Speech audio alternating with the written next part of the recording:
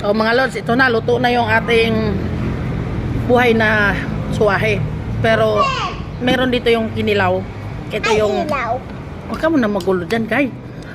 O, ito yung sausawan na manghang. Tapos ito yung ilaw na suwahe. Ito. Siyempre para hindi tumalon ng tumalon mga lods, kailangan ilagay mo siya sa tubig. Yun ang technique. Ayan o, gumagalaw-galaw pa yan mga lods o. Ayan o, gumagalaw-galaw, di ba? Yan. Siyempre mas masarap pag may kalamansi. Tapos, ito naman yung inadobo namin. So, hinati namin, kinilaw at saka hinadobo. Yan. Ang sarap kasi nito mga lods. Lalo pag yung sariwa, yung hipon. Ayan o. Oh, di ba?